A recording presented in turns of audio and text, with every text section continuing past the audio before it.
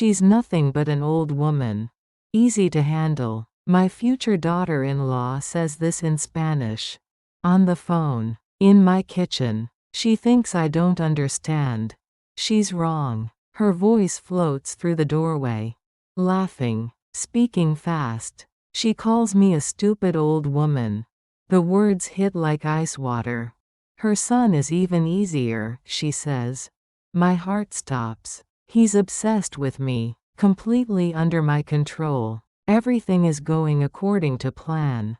2 years married. Then I leave. She says this in Spanish. Cold. Calculating. I force myself to breathe. In. Out. In. Out. My son's future wife thinks I'm nothing. She's about to learn how wrong she is. If you're watching this, subscribe and let me know where you're watching from. My name is Evelyn Carter. I'm 62 years old. Tonight, my son brought home the woman he wants to marry. I should have known it was too perfect. The doorbell rang at exactly 6 o'clock. Michael stood on my porch, grinning like a schoolboy. Behind him was Isabella, tall, beautiful, elegant in a way I'd never been. Her handshake was firm, her smile warm, her English perfect with just a hint of Spanish accent. I had spent all day cooking. Pot roast with carrots and potatoes. Fresh dinner rolls. Apple pie cooling on the windowsill. The house smelled like Sunday dinner at my grandmother's. Michael hung up Isabella's coat. A real wool coat. Expensive. I noticed these things. Isabella walked into my living room and stopped. She stared at the family photos on the mantel. Pictures of Michael as a baby. His father in his army uniform. Our wedding day 40 years ago. What a beautiful family, she said softly. Michael looks just like his father. My chest tightened. No one had mentioned Robert in months. People avoid talking about dead husbands. They think it makes you cry. Isabella didn't avoid it. She asked questions. Real questions. How did we meet? What was he like? Did he always want to be a soldier? Michael watched her with such tenderness. Such hope. I hadn't seen that look since his father died 3 years ago. We sat down to dinner. Isabella complimented everything. The roast was perfectly seasoned. The rolls were better than her grandmother's. The table setting was elegant. She told us about her work. Marketing director for a luxury hotel chain in Madrid. She traveled all over Europe. Spoke 4 languages. Earned more money than Michael. I'm very independent, she explained. But family is everything to me. She asked about my years as a librarian. Wanted to know about my favorite books. Listened when I talked about organizing the children's reading programs. Michael beamed. His eyes never left her face. I felt something I hadn't felt in years. Relief. My son was 34. Still unmarried. Still living alone in that sterile apartment downtown. I worried about him constantly. Worried he'd end up like me. Eating dinner alone every night. Talking to the television. His last girlfriend lasted 3 months. The one before that didn't make it past 2 dates. He was too serious, they said. Too focused on work. Too attached to his mother. But Isabella was different. Mature. Accomplished. She understood commitment. When she excused herself to use the bathroom, Michael grabbed my hand. Mom, I think she's the one. His eyes were bright. Happy. I hadn't seen him this happy since before his father got sick. She's lovely, I told him. And I meant it. Isabella returned with an offer to help clear the dishes. I protested, but she insisted. We worked side by side in the kitchen. She washed. I dried. Michael talks about you constantly, she said. He adores you. I felt a warmth spread through my chest. After Robert died, I'd worried I was holding Michael back. That my grief was too heavy.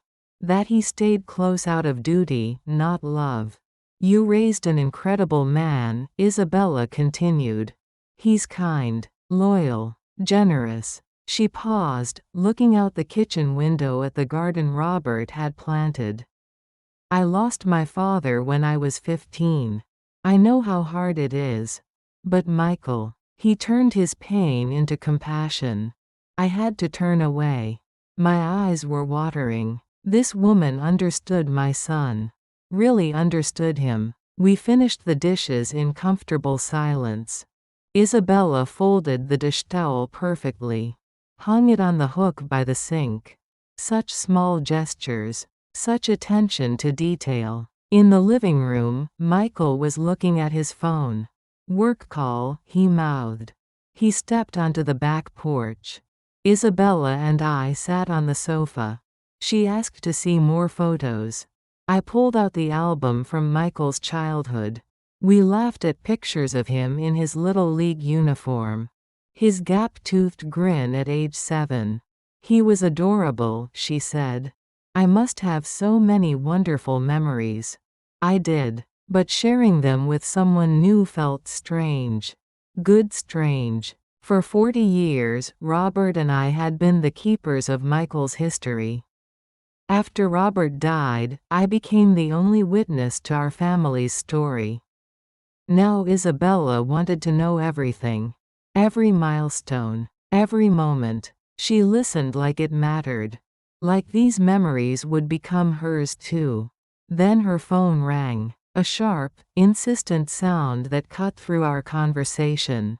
She glanced at the screen. Smiled apologetically. Said it was her sister from Barcelona. Family emergency. She needed to take this call. I nodded. Pointed toward the kitchen. Told her she could have privacy there.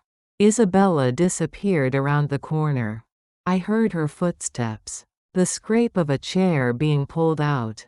Then her voice. Low. Urgent. Speaking in rapid Spanish. I stayed on the sofa. Pretending to look at photo albums. Straining to hear. My college Spanish was rusty. But not dead. Isabella's voice carried clearly from the kitchen. Cold. Calculating. Nothing like the warmth she'd shown me. His mother is nothing to worry about, she said in Spanish. Old woman. Desperate to see him married. My hands froze on the photo album. The house is valuable, she continued. The inheritance is certain. My heart began to pound. 2 years married, then I get my documents and leave. American passport in hand. Easy money. The album slipped from my fingers. Hit the coffee table with a soft thud. Isabella laughed into the phone. Cruel sound. Nothing like her earlier gentle laughter. He's completely under my control, she said. Obsessed with me. Everything is going according to plan. I forced myself to breathe. In, out, in, out. My son wasn't in love. He was being hunted. I heard Isabella's footsteps returning. Quick steps. Confident steps. The steps of someone who believed she was winning.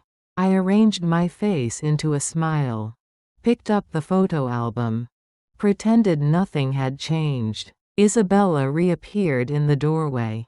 Her expression was perfect again.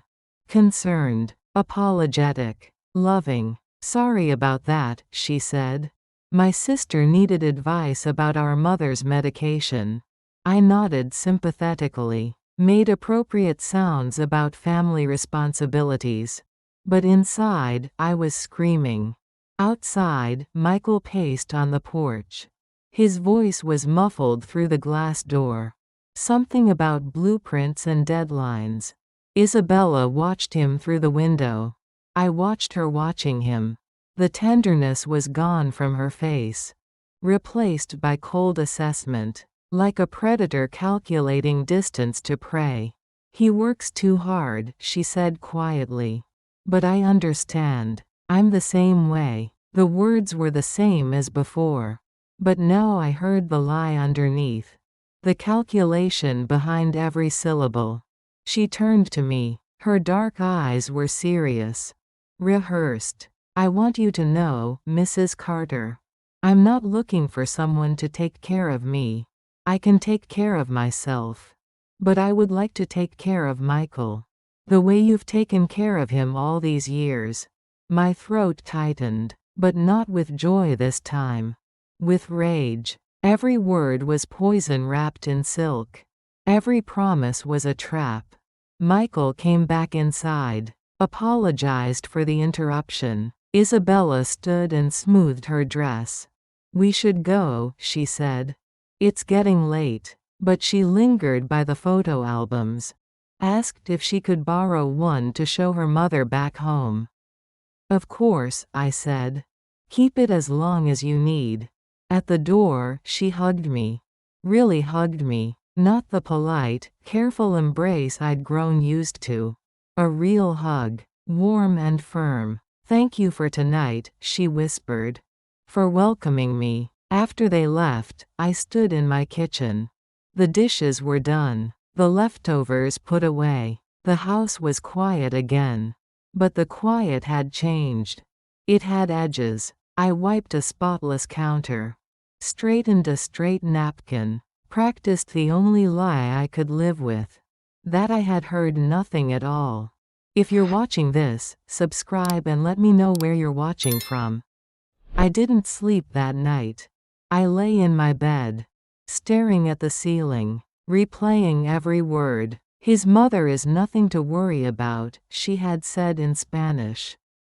The house is valuable. The inheritance is certain. 2 years married, then I get my documents and leave.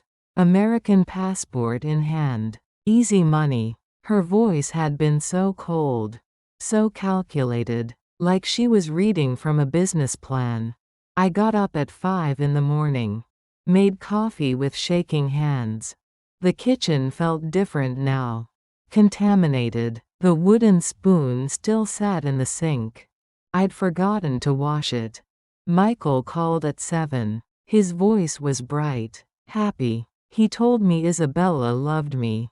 Thought I was wonderful. Couldn't stop talking about the evening. I made the right sounds. Said the right words. Told him I was glad. But my voice felt hollow. Like an echo in an empty house. After I hung up, I sat at my kitchen table. The same table where Robert and I had eaten breakfast for 20 years. Where Michael had done his homework. Where we'd celebrated birthdays and holidays. Now it felt like a crime scene. I needed to tell someone. But who would believe me? Michael was in love. Blind, deaf, stupid in love. If I told him what I'd heard, he'd think I was jealous. Possessive. A bitter old woman who couldn't let go. Maybe I was. But I knew what I'd heard. I thought about calling my sister in Phoenix. But Margaret would just tell me to mind my own business. She'd never liked it when I interfered. I thought about calling my neighbor, Dorothy. But Dorothy gossiped. By noon, half the neighborhood would know. Then I remembered Julia. My niece worked for the government. Immigration services. She understood people. Understood when something wasn't right. Julia had always been smart. Sharp. Even as a little girl, she could spot a lie from across the room. I found her number in my address book. The old leather one Robert gave me for our anniversary. My fingers trembled as I dialed. Julia answered on the second ring. She sounded rushed. Busy. I told her about Michael's girlfriend. About the dinner. About how perfect everything seemed. Then I told her what I'd overheard. The line went quiet. So quiet I thought we'd been disconnected. Finally, Julia spoke. Her voice was different now. Professional. Alert. She told me what I was describing sounded like marriage fraud. A federal crime. Something her office saw more often than people realized. These schemes were usually run by professionals, she said. People who knew exactly what they were doing. My stomach dropped. I'd been hoping Isabella was just a selfish woman. A gold digger, not a criminal. Julia asked me questions. Specific questions. How long had Isabella been in the country? What kind of visa did she have? Where did she work? Who were her references? I realized I didn't know the answers. None of them. For all of Isabella's charm and conversation, she'd told us nothing concrete. Nothing verifiable. Julia's voice was gentle but firm. She told me I needed to be careful. If Isabella was running a scam, confronting her could be dangerous. These people disappeared when they felt threatened, she explained. Vanished without a trace. But doing nothing meant watching my son get destroyed. After I hung up, I walked through my house. Room by room, looking at everything with new eyes. The family photos Isabella had admired. Were they just research? Ways to learn about our history?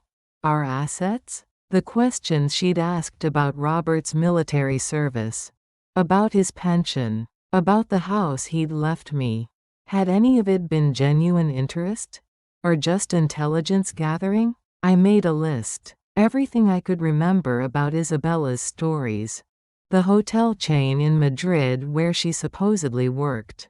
The university where she claimed to have studied. The family she'd mentioned in Barcelona. I would check every detail. Verify every claim. If Isabella was lying, I would find out. I spent the morning at the library. My old workplace felt like sanctuary.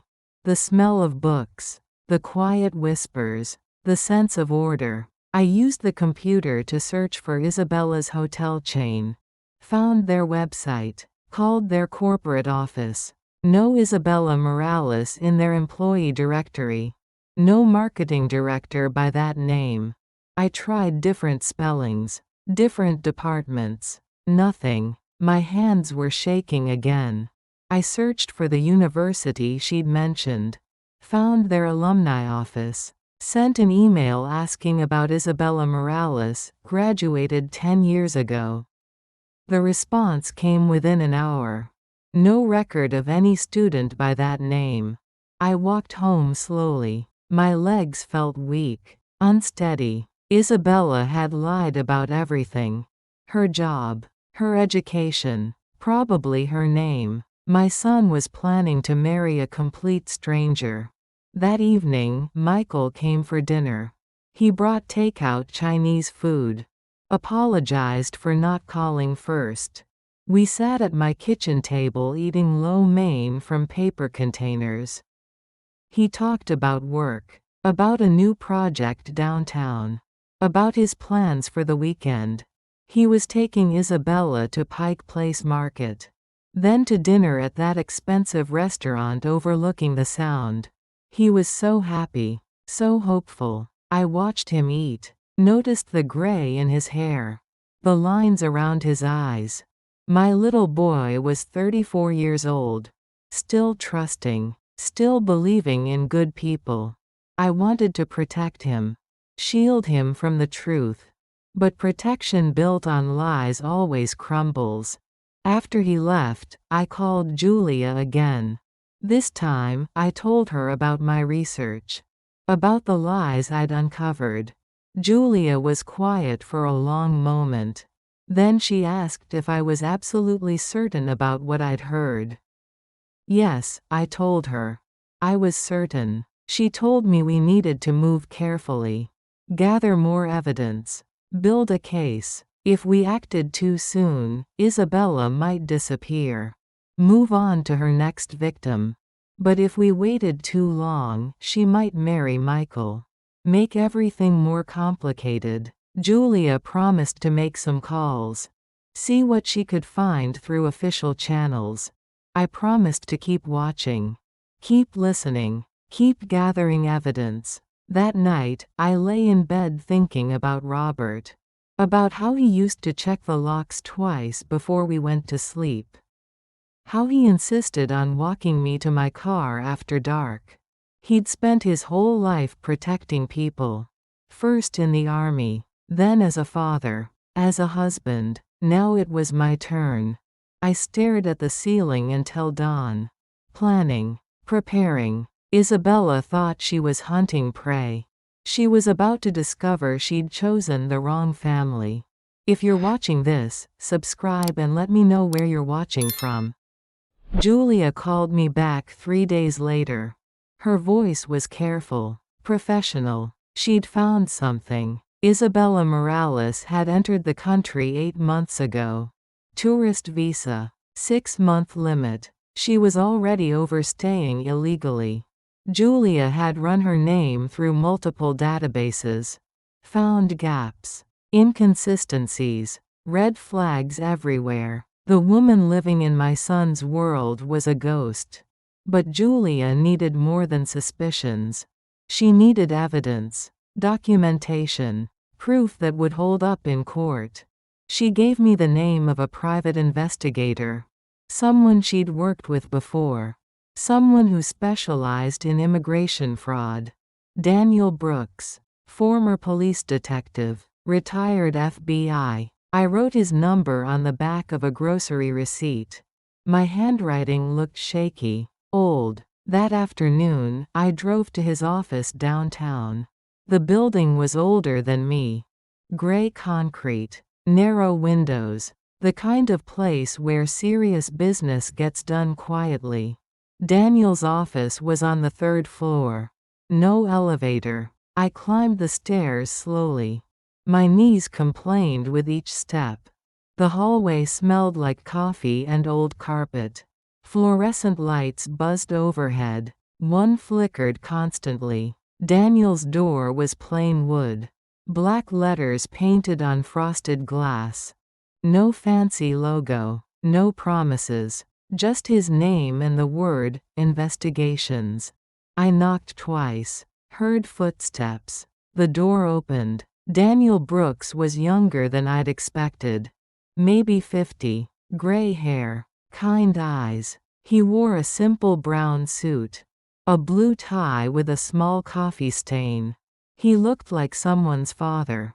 Someone's neighbor. Exactly the kind of person you'd trust with secrets.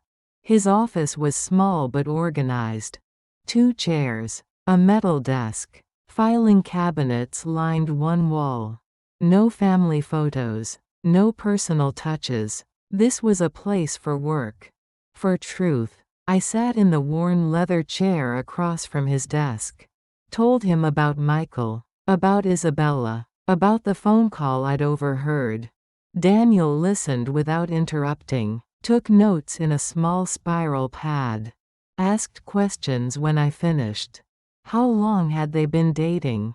6 months. Where did they meet? Online. Some dating app for professionals. What did Isabella claim to do for work? Marketing director. International hotel chain. Had Michael given her money? Not yet. But he'd mentioned helping with her car payment. Daniel's pen stopped moving. He looked up at me. Car payments were often the first step, he explained. Small amounts. Building trust. Creating dependency. My stomach tightened. Daniel quoted his rates. $300 a day plus expenses. Most investigations took a week. Sometimes longer. I thought about my savings account. The money Robert had left me. Emergency fund for medical bills. Home repairs. End-of-life care. This qualified as an emergency. I wrote Daniel a check for $2,000. Signed it with hands that barely shook. He promised to be discreet. Professional. Thorough. Within 7 days, he'd know everything there was to know about Isabella Morales. I drove home through afternoon traffic. Seattle rain spotted my windshield. The wipers squeaked with each pass. Everything looked different now. Sharper. More dangerous. The homeless man at the corner. Was he really homeless? Or watching someone? The woman walking her dog. Was she really a neighbor? Or following me? Paranoia felt like ice water in my veins. But it also felt like clarity. Daniel called me 6 days later. His voice was grim. He'd found what we were looking for. And more. Much more. We met at a coffee shop near the market. Neutral ground. Public but quiet. Daniel brought a manila folder.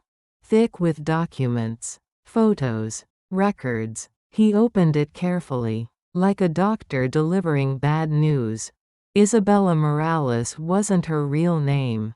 It was one of 3 identities she'd used in the past 5 years. Before Isabella, she'd been Carmen Rodriguez. Before Carmen, she was Sofia Gutierrez. Each identity had been carefully constructed. Social security numbers, driver's licenses, credit histories, professional forgeries, expensive work. Daniel slid photos across the table. Wedding pictures from 2 different ceremonies. The first showed her as Carmen Rodriguez, marrying a man named James Patterson in Las Vegas 3 years ago. The second showed her as Sofia Gutierrez, marrying David Chen in Reno 2 years before that. Both men looked happy in their wedding photos.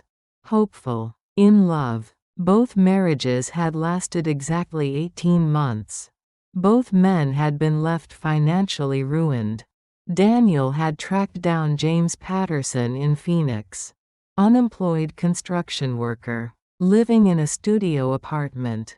Credit destroyed. Savings gone. Isabella had convinced him to refinance his house. Take out loans. Invest in her business opportunities in Spain. When she left, she took everything. The house went into foreclosure. James filed for bankruptcy. David Chen had been easier to find. He'd killed himself 6 months after the divorce. His sister told Daniel the whole story. How Isabella had cleaned out their joint accounts. Maxed out his credit cards. Left him with debts he couldn't repay. David's suicide note mentioned the shame. The humiliation. The complete destruction of everything he'd worked for. I stared at the photos. At David's wedding smile. At James's hopeful eyes. They could have been Michael. Daniel wasn't finished. Isabella's current visa had expired 3 months ago. She was living in the country illegally. Working without authorization. Her supposed job in Madrid was fiction. The company existed but had never employed anyone matching her description. Even her accent was fake. Daniel had found immigration records showing she'd entered from Mexico. Not Spain. She wasn't Spanish at all. Everything about her was a lie. A performance. A carefully crafted trap. And my son was walking straight into it. Daniel closed the folder. Asked what I wanted to do next. We could turn the evidence over to immigration enforcement. Have her arrested. Deported. But that would only stop her temporarily. She'd get a new identity. Find new victims. Or we could let her continue. Gather more evidence. Build a case that would put her in prison. But that meant using Michael as bait. I thought about David Chen. About his sister's tears. About a man so destroyed he couldn't live with the shame. I thought about James Patterson. Alone in his studio apartment. Starting over at 55. I thought about other sons. Other mothers who trusted too easily. The coffee shop buzzed with afternoon conversations. Students typing on laptops. Business people checking phones. Normal people living normal lives. None of them knew how easily it could all disappear. How quickly trust could become betrayal. Love could become theft. Hope could become suicide. Daniel waited while I decided. The rain had stopped. Weak sunlight filtered through the windows. Seattle at its most deceptive. Beautiful from a distance. Dangerous up close. I looked at David Chen's wedding photo one more time. Then I made my choice. We would stop her. Completely. Permanently. No matter what it cost. No matter what it took. No matter who got hurt in the process. Some people called it justice. I called it motherhood. If you're watching this, subscribe and let me know where you're watching from. Michael came to dinner on a Thursday evening in November. He brought flowers, white roses, my favorite. I arranged them in the crystal vase Robert gave me for our 10th anniversary. The one I only used for special occasions. Michael seemed different that night. Nervous. Excited. He kept touching his jacket pocket. We ate meatloaf and mashed potatoes. His childhood favorite. He complimented everything but barely ate. His fork pushed food around his plate. His mind was elsewhere. After dessert, he reached into that pocket. What he pulled out made my heart stop.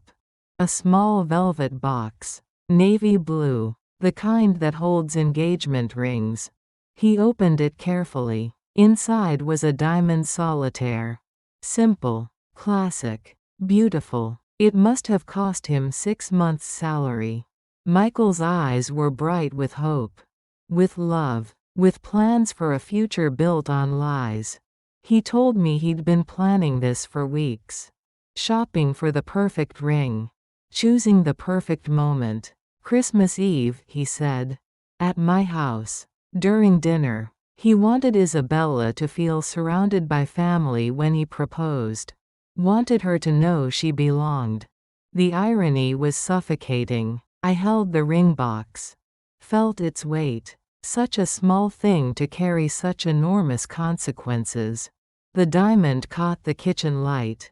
Sparkled like tears. Michael talked about their future.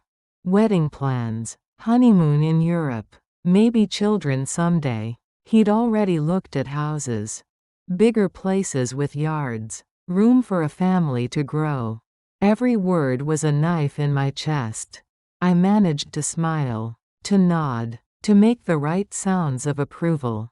But inside, I was screaming. After he left, I sat at my kitchen table. Stared at the white roses. Thought about timing. Christmas Eve was 6 weeks away. 6 weeks to stop a disaster. To save my son from financial ruin. From heartbreak. From becoming another David Chen. The next morning, I called Julia. Told her about Michael's proposal plans. About the Christmas Eve timeline. Julia's voice was sharp. Professional. She understood the urgency. She gave me a name. Agent Angela Park. Immigration and Customs Enforcement. Julia had worked with Angela before. Trusted her. Recommended her for sensitive cases. Cases like this one. I wrote down Angela's number. My handwriting looked steadier now. More determined. Angela answered on the first ring. Her voice was calm. Direct. No nonsense. I explained the situation. Isabella's multiple identities. Her expired visa. Her pattern of marriage fraud. Angela listened without interrupting. Asked intelligent questions. Had Isabella filed any immigration paperwork? Not that we knew of. Was she working illegally? Yes. At jobs that didn't exist. Did we have documentation? Daniel had provided everything. Angela requested a meeting. Neutral location. Secure communication. We arranged to meet at a government building downtown. Federal Courthouse. 3rd floor. The meeting was set for the following Tuesday. 10 in the morning. Julia would attend as my advocate. Daniel would bring his evidence. Angela would assess the case. Determine our options. Tuesday morning arrived gray and drizzling. Typical Seattle November. The federal building was imposing. White stone. American flags. Security guards with serious expressions. I went through metal detectors. Showed identification. Signed visitor logs. Everything felt official, permanent, real. Angela's office was small but efficient. Government furniture, fluorescent lighting, no personal touches. She was younger than I'd expected. Maybe 40. Korean American. Sharp suit. Sharper eyes. The kind of person who missed nothing. Daniel arrived with his manila folders. Evidence organized by date. Testimony documented. Photos arranged chronologically. Julia sat beside me. Moral support and professional guidance. Angela reviewed everything methodically. Read every document. Studied every photograph. Her expression never changed. Professional poker face. When she finished, she leaned back in her chair. The evidence was solid, she said. Compelling. Actionable. Isabella Morales, or whatever her real name was, had committed multiple federal crimes. Immigration fraud. Identity theft. Wire fraud. Tax evasion. Enough charges to put her in prison for years. Then deportation. But timing was crucial. If we arrested her too early, we might miss accomplices. Other victims. The full scope of her operation. If we waited too long, she might disappear. Or marry Michael. Or find new victims. Angela proposed a plan. We would let Isabella proceed with her Christmas Eve timeline. Let her feel safe, confident. Meanwhile, we'd gather additional evidence. Document everything.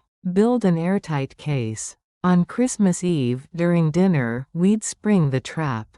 Isabella would be arrested in front of Michael. No escape. No lies. No excuses. The truth would be unavoidable. Angela explained the logistics. Immigration agents would be positioned around my house. Undercover surveillance. One agent would attend dinner. Disguised as a family friend. When Michael reached for the engagement ring, the agent would reveal their identity. Isabella would be arrested immediately. Charged. Detained pending deportation proceedings. The plan was elegant in its simplicity. Brutal in its efficiency. But it required my cooperation. My house. My Christmas Eve dinner. My son's heartbreak as the price of his protection. I thought about David Chen's suicide. About James Patterson's bankruptcy. About other victims we hadn't found yet. I thought about Michael's trust. His love. His plans for a future with a woman who didn't exist. Sometimes protection required betrayal. Sometimes love demanded cruelty. I agreed to the plan. Angela shook my hand. Her grip was firm. Confident. She promised to coordinate everything. Handle all the details. Minimize Michael's trauma. But she couldn't promise it wouldn't hurt him. Some lessons only came through pain. Julia walked me to my car after the meeting. Seattle rain had turned to mist. The city looked soft. Forgiving. Appearances, as always, were deceiving. Julia asked if I was certain about the plan. If I could handle watching Michael's world collapse. I thought about the alternative. About Isabella's phone call. Her cold calculation. Her contempt for my son. About 2 years of marriage built on lies. About financial ruin. About emotional devastation. About the moment when Michael would realize everything he loved was fiction. Better he learn the truth from people who cared about him. Better the pain come with support. Better now than later. Better with hope than without it. I told Julia I was certain. The next 6 weeks would be the longest of my life. Watching Michael plan. Watching Isabella perform. Watching love built on deception. But I would endure it. For his protection. For his future. For all the David Chens who wouldn't get another chance. I drove home through the rain. Past the market where Michael planned to take Isabella shopping. Past the restaurant where they'd had their first date. past all the places where lies had masqueraded as love. Christmas Eve couldn't come soon enough. The trap was set. The players were in position. Now all we had to do was wait. If you're watching this, subscribe and let me know where you're watching from. Christmas Eve arrived cold and clear. I woke before dawn, made coffee with hands that barely trembled. Today would change everything. For 6 weeks, I'd watched Michael plan this moment. Watched him practice his proposal speech. Watched him polish the ring. For 6 weeks, I'd smiled and nodded and played the happy mother-in-law to be. Every smile was a lie. Every nod was a betrayal. But today the truth would finally surface. I spent the morning cooking. Pot roast again. Michael's favorite. The same meal that had started this nightmare. The irony wasn't lost on me. I polished the good china. Set the table with Robert's grandmother's lace tablecloth. Arranged white roses in the crystal vase. Everything had to look perfect. Normal. Unsuspicious. Angela had called that morning. Confirmed the plan. Her team was ready. She would arrive at 5:30. Disguised as Julia's college roommate from Portland. In town for the holidays. The surveillance team would be in position by 4. Unmarked cars. Hidden cameras. Invisible protection. Isabella would have no escape route. No chance to run. At 3 o'clock, I changed clothes. Navy blue dress. Pearl earrings. The outfit I'd worn to Robert's retirement party. Armor disguised as Sunday best. Julia arrived first. She hugged me longer than usual. Asked if I was ready. I wasn't sure anyone could be ready for this. But I was committed. Angela came next. She looked perfect for the part. Casual sweater. Friendly smile. Wine in a gift bag. She examined the dining room layout. Noted exit routes. Positioned herself for maximum visibility. When the moment came, there would be no confusion.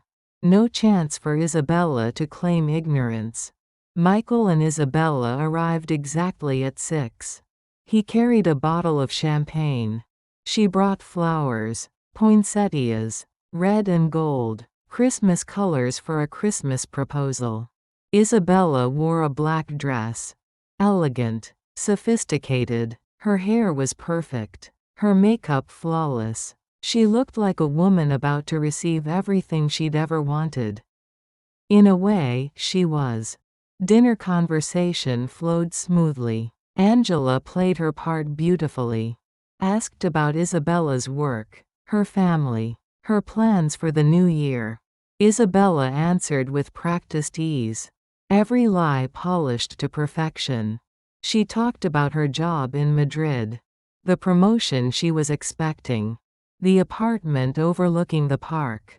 None of it was real. None of it existed. But Michael believed every word. His eyes never left her face. I served dessert. Apple pie. Vanilla ice cream. Michael's childhood favorite. He ate mechanically. His mind was elsewhere. On the speech he'd memorized. On the ring in his jacket pocket. Isabella complimented everything. The meal. The table setting. My hospitality. She was performing for the last time. Making her final play for sympathy. After dessert, we moved to the living room. I served coffee. Offered brandy. Michael declined both. His hands were shaking slightly. Isabella sat beside him on the sofa. Close enough to touch. Far enough to appear demure. The perfect distance for a proposal. Angela sat across from them. Relaxed. Casual. Ready. Michael cleared his throat. Started to stand. This was the moment. 6 weeks of planning. Months of investigation. Years of Michael's hopes and dreams. All coming together in my living room. Under my Christmas tree. Surrounded by my family photos. Michael reached into his jacket pocket. found the velvet box. He started to kneel, started to speak. Then Angela stood up. Her movement was smooth, professional, final. She reached into her purse, pulled out a leather wallet, flipped it open. A gold badge caught the lamplight. Official, undeniable, real. Michael froze halfway to kneeling. The ring box trembled in his hand. Angela's voice was calm, clear, authoritative. She identified herself as Agent Angela Park, Immigration and Customs Enforcement. Isabella's face went white, then red, then white again. Angela continued speaking, each word precise, each syllable devastating. Isabella Morales was under investigation for immigration fraud, identity theft, marriage fraud. The room went silent, dead silent. Michael dropped the ring box. It hit the hardwood floor with a sharp crack. The sound echoed like a gunshot. Isabella started to protest, started to deny, started to perform, but her accent was slipping, her composure cracking, her mask falling away. Angela wasn't finished. She recited Isabella's real history.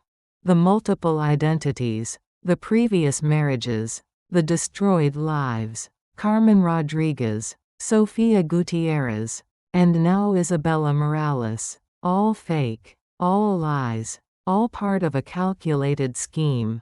Michael stared at Isabella. His face was blank, shocked, uncomprehending. This couldn't be real. This couldn't be happening. This couldn't be the woman he loved. But it was. Isabella's mask finally shattered completely. She stood up fast, too fast, knocked over her coffee cup. Dark liquid spread across Robert's grandmother's tablecloth, staining everything it touched. When she spoke, her voice was different. Flat, cold, American, no trace of Spanish accent, no hint of Mediterranean warmth. She asked how long we'd known, how much evidence we had, whether there was any way out. The questions of a professional caught in the act, not a woman in love. Angela answered with more devastating facts. They'd been watching for weeks, documenting everything, building an airtight case. There was no escape, no legal loophole, no last-minute deal. Isabella laughed then, short, bitter, genuine emotion for the first time all evening. She looked at Michael with something close to pity. She told him he'd been pathetically easy to manipulate. Desperate for love, blind to obvious lies. She'd never felt anything for him except contempt. The house was valuable, she said. The inheritance certain. The plan simple. 2 years of marriage, then divorce, then disappearance. American citizenship, financial security, easy money from a gullible Mark.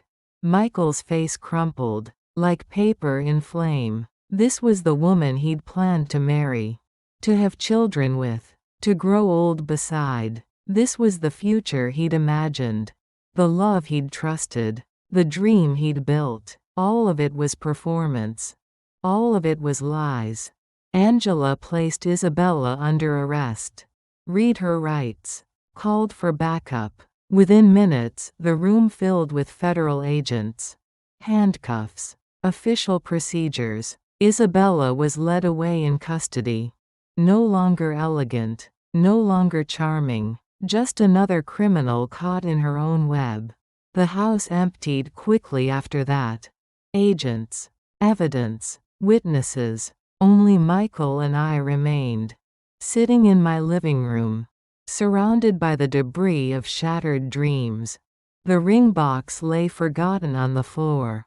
The diamond caught the Christmas tree lights, sparkling like tears that refused to fall. Michael looked at me with eyes full of questions, full of pain, full of the slow realization that I had known, that I had planned this, that I had watched him suffer for weeks without saying a word. He asked how long I'd known. Why I hadn't told him. Whether I enjoyed watching him make a fool of himself. I told him the truth. About the phone call. About the investigation. About the choice between his temporary pain and his permanent destruction. Some truths can only be learned the hard way. Some protection requires betrayal. Some love demands cruelty to survive. Michael left without another word. Without looking back. Without saying goodbye. I sat alone in my kitchen. Christmas Eve silence surrounding me. The coffee stain was already setting into the tablecloth. Some stains never come out. But some stains are worth the cost. Tomorrow there would be questions. Legal proceedings. Media attention. Tonight there was only silence. Only truth. Only the knowledge that my son was safe. Even if he hated me for it. If you're watching this, subscribe and let me know where you're watching from. Michael didn't call for 3 weeks. 3 weeks of silence. 3 weeks of wondering if I'd lost my son forever. I kept my phone close. Checked it constantly. Hoped for a text. A message. Anything. Nothing came. The house felt different without his weekly visits. Quieter. Emptier. Like a tomb. I'd saved him from financial ruin. From emotional devastation. From becoming another David Chen. But at what cost? The local news covered Isabella's arrest. Immigration fraud. Identity theft. Multiple victims across several states. They didn't mention Michael by name. Small mercy. But the neighbors knew. The questions in their eyes. The whispered conversations that stopped when I appeared. Mrs. Henderson from next door brought me casserole. Offered sympathy. Asked carefully worded questions. I thanked her for the food. Declined to discuss details. Closed the door gently but firmly. Some stories are too painful to share. Julia called daily. Checked on my emotional state. Reminded me I'd done the right thing. The right thing felt like poison in my veins. Daniel sent his final report. Isabella's real name was Maria Santos. Mexican national. Professional marriage fraud artist. She'd been working this scheme for 7 years. Dozens of victims. Millions in stolen assets. Michael had been her biggest target yet. My house alone was worth $500,000. The knowledge should have comforted me. Validated my choice. Eased my guilt. Instead, it made me feel hollow. On January 15th, Michael finally appeared at my door. It was raining. Cold Pacific Northwest drizzle. His coat was soaked. His hair dripping. He looked older. Thinner. Like he'd forgotten how to sleep. I invited him in. Made coffee. Waited for him to speak. We sat at my kitchen table. The same table where he'd shown me the engagement ring. Where everything had started falling apart. Michael's hands wrapped around his coffee mug. Seeking warmth. Seeking comfort. Seeking something to hold on to. When he finally spoke, his voice was raw. Damaged. He told me he'd been replaying that night. Over and over. Trying to understand. How long had I known? Why hadn't I warned him? Did I enjoy watching him make a fool of himself? His questions came like accusations. Each one a small knife in my heart. I answered honestly. Completely. Without defending myself. I told him about overhearing Isabella's phone call. About the cold calculation in her voice. About her complete contempt for both of us. I told him about hiring Daniel. About discovering her history. About the other victims. About James Patterson living in poverty. About David Chen taking his own life. Michael listened without interrupting. His face showed nothing. No anger. No understanding. No forgiveness. Just exhaustion. When I finished, he asked why I hadn't simply told him the truth. The question I'd been dreading. The one I couldn't answer easily. I tried to explain. About love and blindness. About how the heart sees what it wants to see. About how Isabella was a professional. Trained to manipulate. Skilled at deflecting suspicion. If I'd confronted him without proof, he wouldn't have believed me. Would have chosen her over me. Would have married her anyway. Michael's laugh was bitter. Empty. He said I'd made that choice for him. Decided he was too stupid to handle the truth. Too weak to protect himself. The words stung because they held fragments of truth. I had made choices for him. Had treated him like a child instead of a man. But what was the alternative? Watch him destroy himself? Stand by while she emptied his bank accounts and crushed his soul? Some choices have no good options. Only necessary ones. Michael asked how it felt to be right. To watch everything unfold exactly as I'd predicted. I told him the truth. It felt terrible. Being right about Isabella's deception brought no satisfaction. No vindication. No joy. Only the hollow knowledge that I'd been forced to hurt my son to save him. We sat in silence for long minutes. Rain drummed against the windows. The house creaked and settled. Two people who loved each other. Separated by necessity. United by pain. Michael finally spoke again. His voice was quieter now. Less accusatory. He told me about the aftermath. About questioning every moment with Isabella. Every conversation. Every touch. How much of it had been performance? How much genuine? How much calculated manipulation? He'd replayed their first meeting. Their first kiss. Their first night together. Looking for signs he'd missed. Finding them everywhere. The way she'd steered conversations toward money.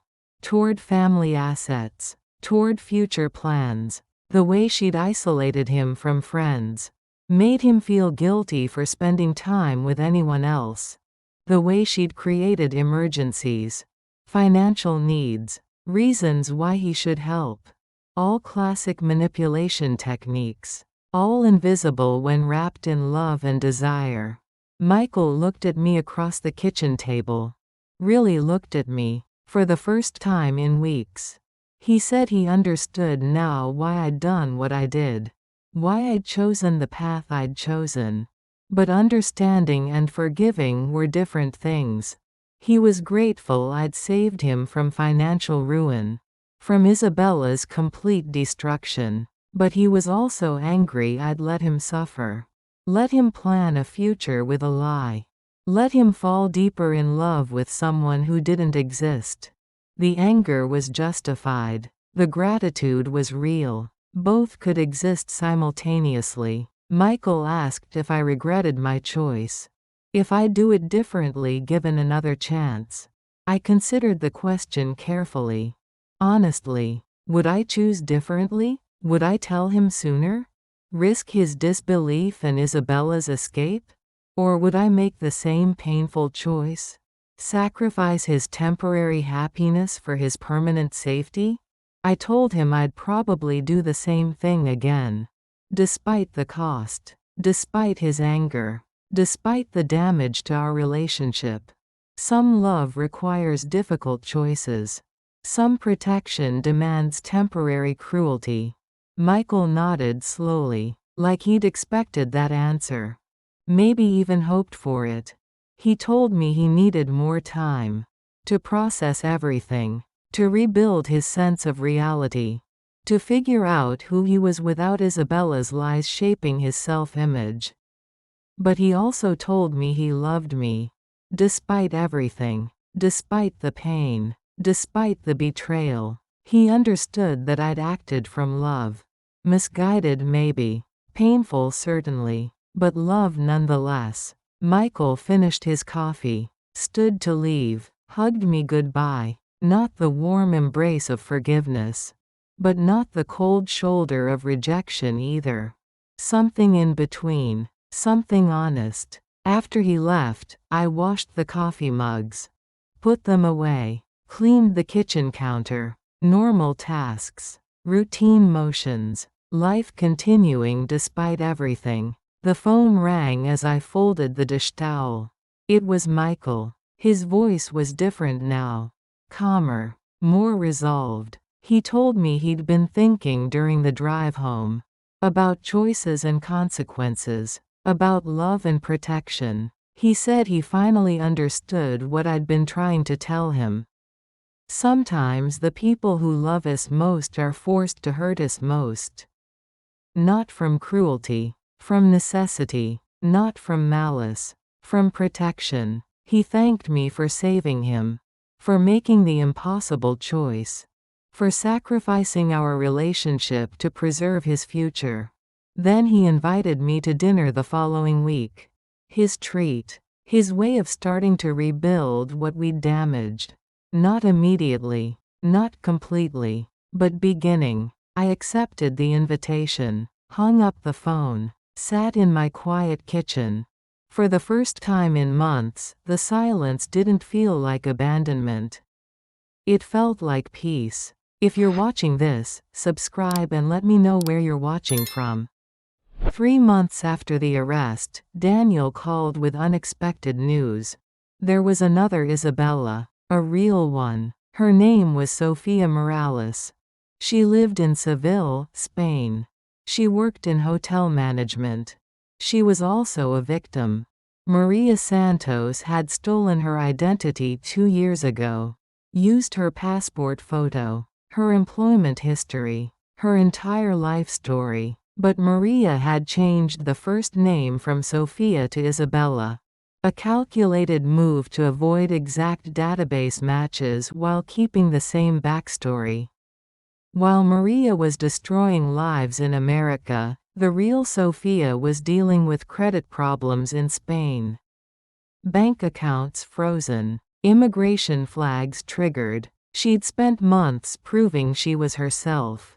Daniel had tracked her down through Spanish authorities. With Maria's arrest, Sofia's name was finally being cleared. But she wanted to meet Michael. To apologize for crimes she never committed. To help him understand the difference between lies and truth. I wasn't sure Michael was ready for that. He was still healing. Still questioning everything he'd believed about love. But Daniel thought it might help. Give him closure. Show him what authentic looked like. Sofia had agreed to fly to Seattle. To meet with Michael and me. To share her own story of identity theft. Her visit was scheduled for April. Spring in Seattle. A season of renewal and second chances. I told Michael about Sofia's request during one of our weekly dinners. We'd been meeting regularly since our reconciliation. Slow progress. Steady healing. Michael's reaction surprised me. He wanted to meet her. Needed to see the person whose life Maria had stolen. Maybe understanding the real Sofia would help him understand how completely he'd been deceived. Sofia's plane landed on a Tuesday afternoon. Clear skies. Mount Rainier visible in the distance. I picked her up at the airport. Waited by the international arrivals gate with a handwritten sign. When she appeared, my breath caught. She looked nothing like Maria. Nothing at all. Sofia was shorter, rounder, more natural. Her hair was brown, not black. Her eyes were hazel, not dark. She wore simple clothes. A blue cardigan. Comfortable shoes. No expensive jewelry. She looked like someone's daughter. Someone's friend. Someone real. Her English was careful but clear. Accented but genuine. Nothing like Maria's performed Spanish inflection. We drove through Seattle slowly. Sofia stared out the window at the Space Needle. The waterfront. The mountains. She'd never been to America before. This trip was her first time leaving Europe. The irony was devastating. Maria had used Sophia's identity to travel the world, while Sophia herself had stayed home. At my house, Sophia admired the garden, the kitchen, the family photos on the mantel. She asked about Robert, about my years as a librarian, about Michael's childhood. Her questions felt different from Maria's. Less calculated, more human. We had tea and homemade cookies. Sophia told me about her real life in Seville. She managed a small boutique hotel near the cathedral. Family-owned, traditional, proud of its history. She lived alone in a tiny apartment. Had never been married. Focused on her career and her elderly mother. Simple life. Honest work. Nothing glamorous or exciting. Nothing like the international luxury Maria had invented. Sophia showed me photos on her phone. Her hotel. Her staff. Her mother's garden. Real photos. Real places. Real relationships. The difference was obvious now. Maria's stories had been too perfect. Too polished. Too convenient. Sophia's life had rough edges. Disappointments. Ordinary struggles. It had the texture of truth. Michael arrived at 6. He'd been nervous all day. Unsure what to expect. When he saw Sophia, his shoulders relaxed. The tension left his face. She wasn't Maria. Couldn't be confused with Maria. Was completely, obviously herself. Sophia approached Michael carefully, like he might bolt if she moved too fast. She apologized immediately. For Maria's crimes. For the confusion. For the pain her stolen identity had caused. Michael listened quietly. Studied her face. Compared it to his memories. How had he missed the differences? How had Maria convinced him she was Spanish when she looked nothing like actual Spanish women? Love, I realized. Love had made him blind. Love had made him see what he wanted to see. Sophia talked about discovering the identity theft. About the months of legal battles. About proving she was herself. She'd lost her apartment lease. Been fired from a previous job. Had her bank accounts frozen. All because someone else was using her name to commit crimes. The violation was profound. Intimate. Like being erased from your own life. Michael asked Sophia about her work. Her family. Her dreams for the future. Normal questions. Getting to know you questions. The kind he should have asked Maria. Sophia answered honestly. Completely. Without performance or calculation. She wanted to expand her hotel's restaurant. Help her mother with medical expenses. Maybe travel someday. Small dreams. Realistic goals. Human-scale aspirations. Nothing like Maria's grand schemes and international ambitions. We had dinner together. Paella that Sophia cooked herself. From a recipe her grandmother had taught her. The kitchen filled with saffron and garlic. Real Spanish flavors. Authentic techniques. Maria had never cooked anything. Had always suggested restaurants. Take out. Someone else's food. Another red flag Michael had missed. Sophia talked about her childhood in Andalusia. About learning English from American movies. About dreaming of visiting Seattle after watching Sleepless in Seattle. Her stories had details. Specifics. The kind of memories that could only be lived. Not the vague generalities Maria had offered. The carefully constructed lies designed to deflect deeper questions. After dinner, Sophia showed us more photos. Her hotel staff celebrating Christmas. Her mother's birthday party. Friends at a local festival. Faces appeared multiple times. Relationships that spanned years. Evidence of a real life lived in one place. Maria had never shown photos of friends. Of family. Of anyone who could verify her stories. Another warning sign. Another missed opportunity for truth. Michael studied the photos carefully. Asked about specific people, specific places. Sophia answered everything. Offered to introduce him to her staff. To show him around Seville if he ever visited. Open invitations. Verifiable details. The generosity of someone with nothing to hide. As the evening wound down, Sophia asked Michael about his healing. About his ability to trust again. Michael admitted it was difficult. Every relationship now felt suspect. Every smile potentially calculated. Sophia nodded with understanding. Identity theft did that to people. Made them question everything. But she'd learned something important during her own recovery. Not everyone was Maria. Not every smile was fake. Most people were just people. Flawed and honest. Trying their best. The trick was learning to tell the difference.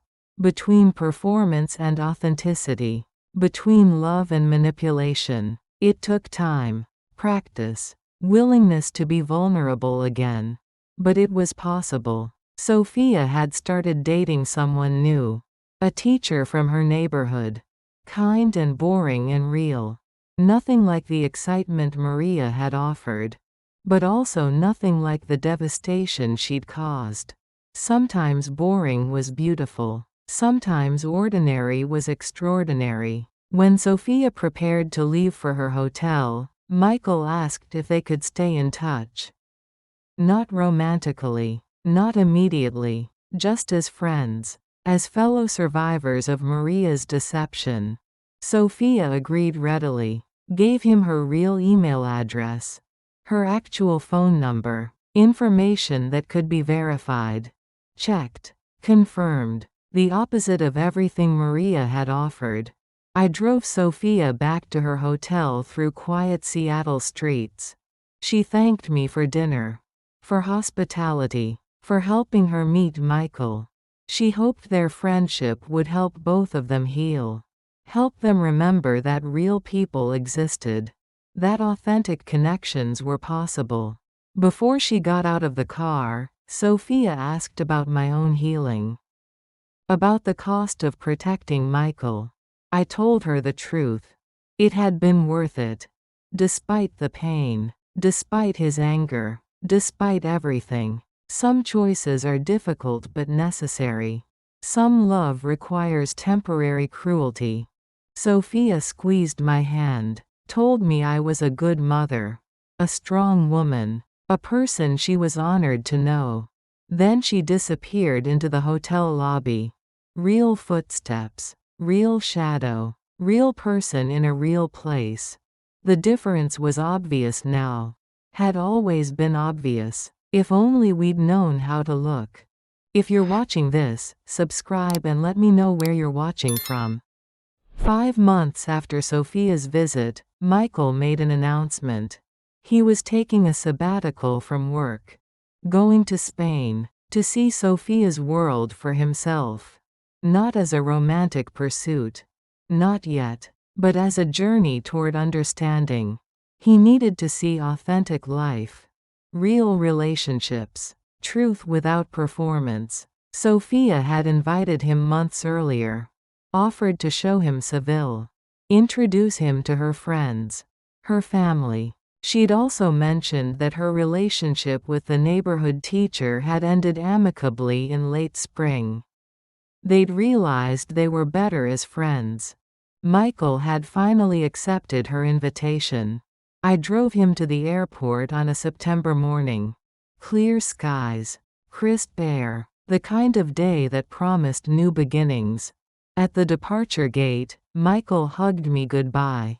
Longer than usual. Tighter than before. He thanked me again. For saving him. For enduring his anger. For never giving up on him. He said he finally understood what love looked like.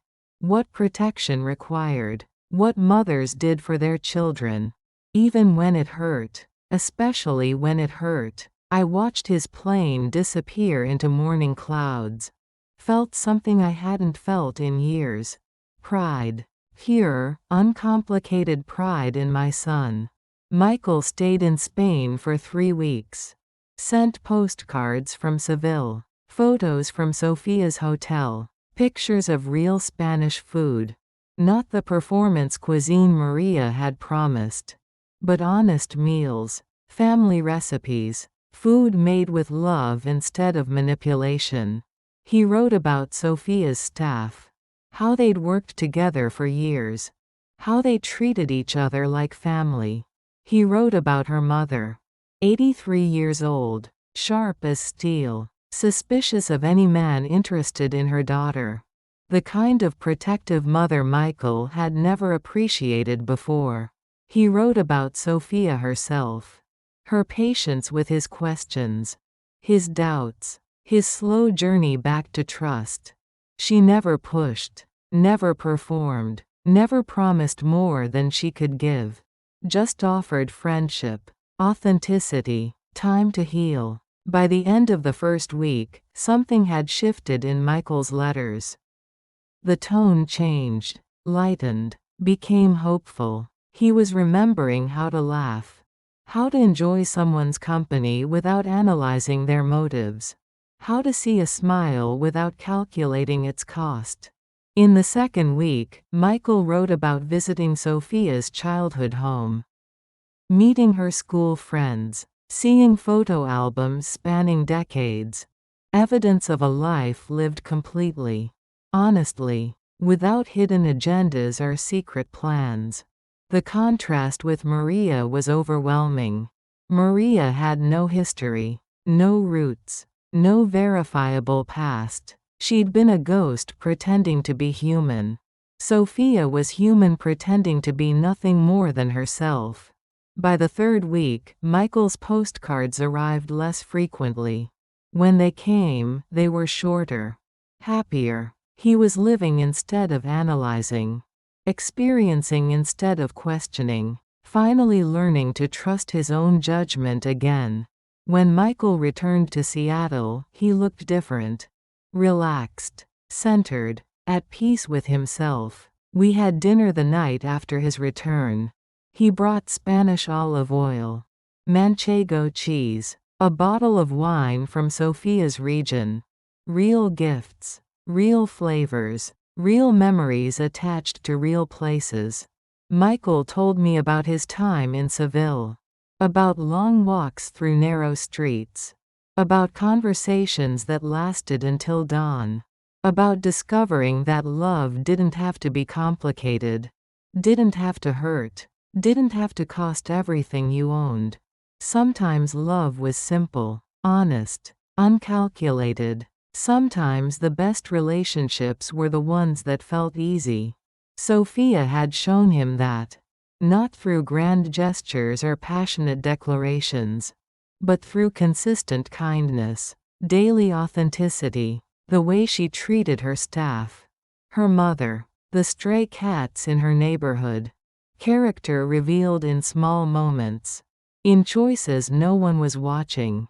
Michael asked if I'd like to meet Sofia again. Under different circumstances. As his friend. Maybe more than friend. I told him I'd love that.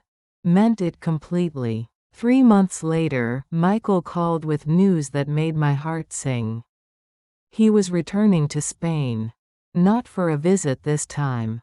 For something more permanent. Sofia had offered him a job. Managing the business side of her hotel expansion. Using his architectural skills to renovate historic buildings. Work that mattered. In a place that felt like home. With a woman who saw him clearly. Michael asked for my blessing. My approval. My understanding. I gave it immediately. Completely. Joyfully. He deserved happiness. Real happiness. The kind built on truth instead of lies. Even if it meant living across the ocean. Even if it meant I'd see him less often. Some loves require letting go. Some blessings look like goodbye. 4 months after that, an envelope arrived with Spanish stamps. Heavy paper. Elegant script. My name written in Michael's careful handwriting. Inside was a wedding invitation. Michael Carter and Sophia Morales. Marriage ceremony in Seville. Small vineyard outside the city. Family and close friends only. Intimate celebration. Authentic promises. The date was set for October. Wine harvest season. Time of abundance and gratitude. I held the invitation with shaking hands. Read it 3 times. Felt tears I hadn't expected. Happy tears. Proud tears. Grateful tears. My son had found real love. Built on truth. Rooted in authenticity. Growing from friendship into something deeper. Nothing like the performance he'd almost married. Nothing like the lies that had nearly destroyed him. This was what I'd fought for. What I'd sacrificed our relationship to preserve. His chance at genuine happiness. Real partnership. Honest love. The invitation included a handwritten note from Michael. Personal words meant just for me. He thanked me again. For protecting him. For sacrificing my own comfort for his safety. For making the hardest choice love can make. Hurting someone to save them. He said he understood now what that had cost me. The weeks of silence. The months of anger. The risk of losing him forever. But I hadn't lost him. I'd saved him. For this moment. For this woman. For this authentic life. He wanted me at his wedding. By his side. Part of his happiness. Not as penance for past decisions. But as celebration of their outcome. The note was signed with love. Real love. The kind that survives betrayal and emerges stronger. I booked my flight that afternoon. First class. Robert's life insurance money put to perfect use. October in Seville. My son's wedding. Sophia's family vineyard. A celebration of truth. Of authentic love. Of second chances earned through pain. 3 weeks later, I landed in Spain. Michael met me at the airport. Hugged me like I'd been gone for years instead of months. Sophia waited in the car. Smiled genuinely when she saw me. Hugged me like family. Which I was. Which I'd become. Through shared experience. Through mutual protection of Michael. Through the strange alchemy that turns strangers into relatives. The wedding was everything Michael's first attempt hadn't been. Small. Intimate. Real. Sophia's family vineyard glowed in afternoon sunlight. Grapes heavy on ancient vines. Generations of authentic work. The ceremony was conducted in English and Spanish. 2 languages. 2 cultures. 1 honest love. Michael's vows were simple. True. Promises he could keep. Dreams they could build together. Sophia's response was equally honest. No performance. No calculation. Just love offered freely. When they kissed, sealing their promises, I felt something complete itself inside me.